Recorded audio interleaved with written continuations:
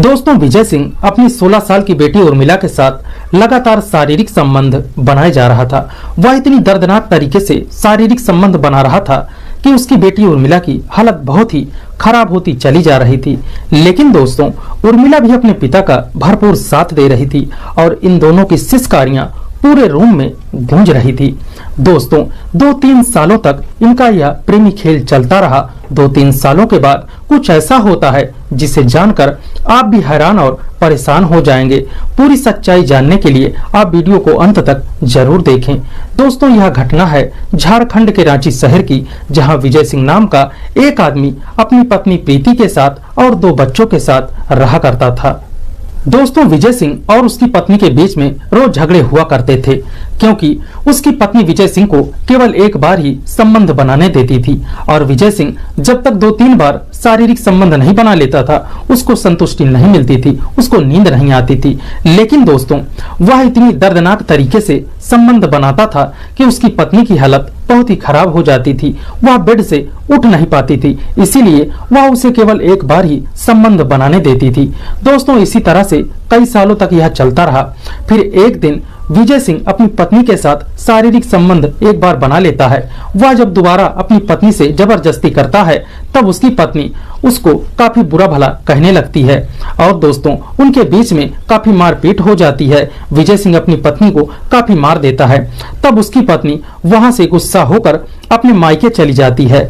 दोस्तों, इसी तरह से जब विजय सिंह की पत्नी अपने मायके चली जाती है, तब इधर विजय सिंह अकेला हो जाता है। इधर इसको घर काटने को दौड़ने लगता है। तब विजय सिंह अपनी पत्नी को मनाने के लिए उसके मायके जाता है और वहां जाकर अपनी पत्नी से काफी विनती करता है कि चलो, जो हो गया सो हो गया, अब घर चलो, अब दोबारा ऐसा नहीं होगा, अब जैसे तुम कहोगी वैसे ही हुआ करेगा। दोस्तों, फिर भी उसकी पत्नी नहीं मानती और वहां से नहीं आती। फिर विजय सिंह वहां से चला आता है। इसी तरह से उसे 3 से 4 महीने जब बीत जाते हैं, तो विजय सिंह एक दिन फिर अपने ससुराल जाता है और अपनी पत्नी को बुलाने की जिद करने लगता है कि चलो घर चलो, अब दोबारा ऐसा नहीं होगा, अब जैसे तुम कहोगी वैसे ही हम किया करेंगे। लेकिन दोस्तों, उसकी पत्नी उसके साथ रहने से मना कर देती है और कहती है, तुम जाओ और मुझे तुमसे अब तलाक चाहिए, मैं तुम्हारे साथ नहीं रहूंगी, मैं तुम्हारे साथ अब नहीं रहूंगी। तुम्हें जिसके साथ रहना है तुम रहो, मुझे अब जिसके साथ रहना होगा मैं रहूंगी, तुम अपना काम करो। तब दोस्तों, विजय सिंह वहां से चला आता है और 4 से 5 महीने जब बीत जाते हैं, तो विजय सिंह अकेले रह रहकर ऊब जाता है और परेशान होने लगता है। फिर दोस्तों, वह एक दिन अपने दोस्त को बुलाता है और कहता है, यार कहीं अगर मेरा रिश्ता लगे तो लगाओ, मुझे जल्द ही अब शादी करनी है, क्योंकि घर काटने को दौड़ रहा है, मुझे भी अकेले खाना बनाने में अब मजा नहीं आ रही। दोस्तों, तब उसका दोस्त कहता है, यार तुम चिंता मत करो, तुम्हारे पास इतना रोजगार है, तुम इतने बड़े आदमी हो, तुमको आराम से रिश्ता मिल जाएगा, तुम मुझे 1 महीने का समय दो, मैं तुम्हारे लिए एक अच्छा रिश्ता ढूंढ कर ले आऊंगा। दोस्तों, इतना कहकर उसका दोस्त चला जाता है और 15 से 20 दिनों के अंदर ही उसका दोस्त एक रिश्ता ढूंढकर उसके पास आता है और विजय सिंह से कहता है, यार मैं तुम्हारे लिए एक रिश्ता अच्छा लेकर आया हूँ। एक पत्नी है, उसका पति आज से 5 से 6 सालों के बीच में खत्म हो चुका है और उसकी लेकिन एक 14 साल की बेटी है, उसको तुमको पालना होगा, उसकी शादी करनी होगी, अगर मंजूर हो तो कर लो, लड़की बहुत ही अच्छी है। दोस्तों, जब यह बात विजय सिंह सुनता है तो कहता है, कोई बात नहीं यार, हम उसकी शादी कर देंगे, लड़की तो अच्छी है ना। तब उसका दोस्त कहता है, लड़की यार 1 नंबर की है, चल कर देख लो। दोस्तों, फिर वह दोनों जाते हैं। जब उस औरत के घर पहुंच जाते हैं, तब वह देखते हैं कि उसकी बेटी जो है वह 14 साल की है, वो भी खूबसूरत है और उसकी माँ भी काफी बेहद खूबसूरत है। दोस्तों, उस औरत का नाम आरती होता है। वह लोग आरती से बात करते हैं और वहीं एक मंदिर में जाकर वह उसी दिन उससे शादी कर लेता है। दोस्तों, शादी के बाद उसे अपने घर में उसको और उसकी बेटी को ले आते हैं। दोस्तों, फिर वह जो तलाकशुदा औरत होती है, उसकी भी काफी हद तक जरूरतें होती हैं, लेकिन दोस्तों, उसकी भी जरूरतें पूरी नहीं हो पा रही थी, इसीलिए अब वो भी बेहद खुश थी। अब विजय सिंह और आरती दोनों ही बहुत खुश हो जाते हैं और रात भर शारीरिक संबंध बनाते हैं, सुहाग रात मनाते हैं। इतना करने के बाद दोस्तों, उसकी जो पत्नी होती है, उससे आरती इसको बहुत ही ज्यादा पसंद आती है, क्योंकि यह आरती के साथ 2 से 3 बार यह शारीरिक संबंध बना लेता था और आरती उसको कुछ नहीं कहती थी। आरती को भी बहुत मजा आने लगा था, क्योंकि उसके पति की मृत्यु मृत्यु 5 से 6 सालों के बीच में हुई थी तो वो भी काफी प्यासी थी।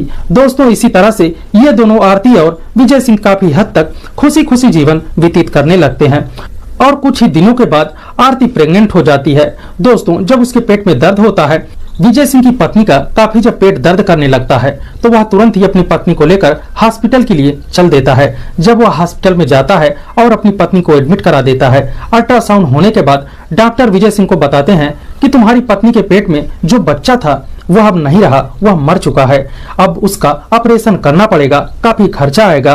तब दोस्तों विजय सिंह कहता है, सर आप पैसे की चिंता मत कीजिए, जितना भी खर्चा होगा मैं दे दूंगा, बच्चा तो खत्म ही हो चुका है, लेकिन मेरी पत्नी को कुछ नहीं होना चाहिए। दोस्तों वह पैसा जमा करके डॉक्टर उसका ऑपरेशन शुरू कर देते हैं। बच्चे को तो वह निकाल लेते हैं, लेकिन ऑपरेशन के बाद उसकी पत्नी भी दम तोड़ देती है। दोस्तों फिर वह अपनी पत्नी को हॉस्पिटल से लेकर आता है, उसका जो क्रियाक्रम होता है वह सब करता है।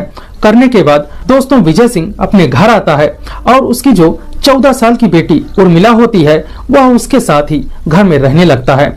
दोस्तों हफ्ता 15 दिन जब बीत जाते हैं तब विजय सिंह को काफी अपनी पत्नी की याद आने लगती है, उसी के ख्यालों में वह डूबा रहता है। दोस्तों अब विजय सिंह काफी हद तक परेशान हो गया था क्योंकि उसकी दूसरी पत्नी भी अब इस दुनिया में नहीं रही। अब उसके बारे में सोचकर, उसे याद कर कर अब वह बहुत परेशान होता। अब उसे दोबारा फिर से घर काटने को दौड़ने लगता। अब उसका मन कहीं लग नहीं रहा था क्योंकि वह अपनी पत्नी के साथ दिन में भी 2 से 3 बार तक संबंध बना लेता था, इसीलिए उसका मन अब नहीं लग रहा था। दोस्तों वह एक दिन अपनी पत्नी को याद करके घर पर बैठा हुआ होता है और उसकी जो लड़की होती है उर्मिला, वह नहाकर बाहर आ रही थी। दोस्तों वह जब गीले कपड़ों में बाहर आती है तब विजय सिंह उसको देखकर हैरान हो जाता है और उसको सोचने लगता है कि अब उर्मिला तो काफी बड़ी हो गई है, कितनी जवान हो गई है, बहुत ही प्यारी लग रही है। दोस्तों यह सब सोचकर वह उसके बारे में गलत गलत विचार सोचने लगता है और यह सोचने लगता है कि अब मेरा कोई सहारा नहीं है, अब यही उर्मिला है, ये तो मेरी सगी बेटी है नहीं है, अब इसी के साथ मेरा जीवन व्यापन होगा। दोस्तों यही सोचकर वह उर्मिला को अपने पास बुलाता है और बिठाता है और उसके बालों में हाथ फेरने लगता है और कहता है कि अब तुम्हें तुम्हारी माँ की तो याद नहीं आ रही होगी, जब तुम्हें तुम्हारी माँ की याद आए तब तुम मुझे बता देना, हम दोनों साथ ही अब रहेंगे, हम दोनों को साथ ही रहना है, तुम्हें अब घबराने की जरूरत नहीं है। दोस्तों उसके बालों को सहलाता है, लेकिन वह समझती है कि ये तो मेरे पिता हैं, इससे क्या होता है, वो मुझे दुलार रहे हैं, प्यार कर रहे हैं। लेकिन दोस्तों उसके पिता के मन में तो कुछ और ही ख्याल चल रहा था। दोस्तों फिर इसी तरह से वह अपने बेटी के साथ काफी नजदीकियां बढ़ाने लगता है और दोस्तों वह बैठा हुआ होता है तो वह सोचता है कि उर्मिला को अपने पास कैसे लाया जाए, अपनी नजदीकियां उससे कैसे बढ़ाया जाए। तब दोस्तों वह एक योजना बनाता है और अपने मोबाइल में काफी ढेर सारी ब्लू फिल्म भरवा कर ले आता है और उर्मिला को मोबाइल दे देता है और कहता है, बेटी इसमें बहुत ही बढ़िया बढ़िया मूवी भरी हुई हैं, इसको देखना, तब मुझे बताना कैसी लगी। दोस्तों फिर जब रात में वह उसे मोबाइल देकर सोने चला जाता है, उर्मिला जब रात में मोबाइल चलाती है तब वह देखती है कि इसमें तो काफी गंदी पिक्चरें भरी हुई हैं। वह रात में ही तुरंत अपने पापा के पास आती है, विजय सिंह के पास आती है और उससे कहती है कि इसमें तो काफी गंदी गंदी मूवियां भरी हैं, आप कहां से ये मूवियां भरवा लाएं, आपको ऐसी मूवियां नहीं देखनी चाहिए। तब दोस्तों वह उर्मिला को अपने पास बिठाता है और कहता है, देखो आज नहीं ये कल तुम्हें ये सीखना है और ये करना है, तुम्हारी जब कहीं शादी होगी, कहीं जाओगी, तब तुम्हें करना होगा। अब पहले दिक्कतें होंगी, देखो और सीखो, कोई गंदी बात नहीं है ये, हम तुम्हारी मम्मी के साथ ये सब करते ही तो थे। दोस्तों वही इस तरह की उल्टी सीधे बात उससे कहता है, लेकिन दोस्तों उर्मिला उसका मोबाइल वहां फेंक कर अपने कमरे में चली जाती है। दोस्तों फिर वह जब अपने रूम पर होता है तब उर्मिला को बुलाता है और धीरे से उसको बिठाकर वही पिक्चरें चालू करके अपने पास बुलाकर दिखाने लगता है।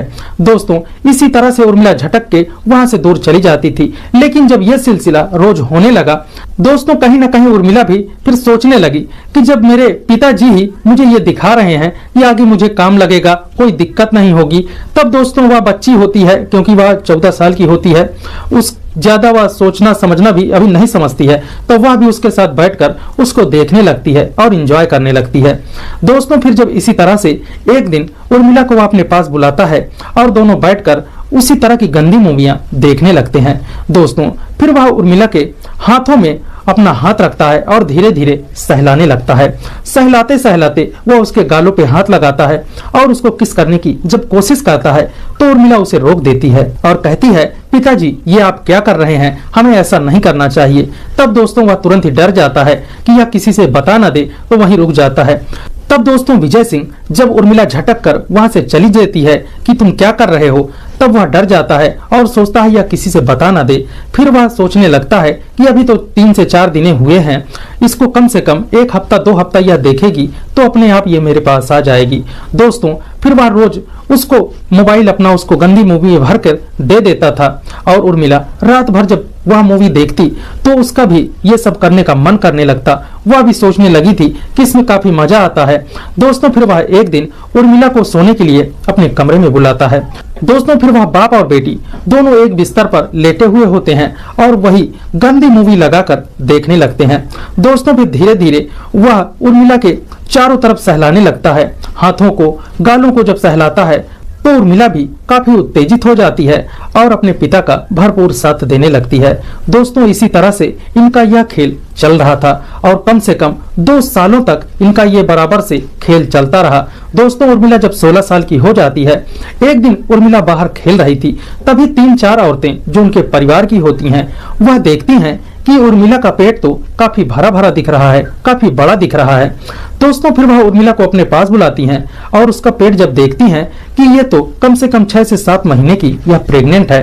दोस्तों फिर वह उर्मिला को बुलाकर पूछती हैं कि बेटी ये कैसे हो गया। तब उर्मिला शर्मा जाती है और नहीं बताती। तब उसके एक चाचा होते हैं, वो सब लोग जब इकट्ठा होते हैं और उर्मिला से पूछते हैं कि बेटी ये तुम्हारे साथ कौन क्या करता है। तब दोस्तों उर्मिला डर जाती है और रोने लगती है। तभी उसका चाचा पुलिस में फोन करता है और वहां पुलिस आ जाती है। जब उर्मिला को थाने लेकर जाया जाता है और उसको पुलिस वाले अपने अर्दब में लेकर डराते धमकाते हैं और डांट कर पूछते हैं, तब वह रोने लगती है और पूरा जो जो घटनाएं उसके साथ घटी थी वह सब पुलिस वालों को और अपने चाचा और चाचियों को सबको बताने लगती है कि पापा गंदी पिक्चर लेकर आते थे और मुझे दिखाते थे, फिर हम दोनों साथ में जैसे उसमें देखते थे वैसे ही करते थे।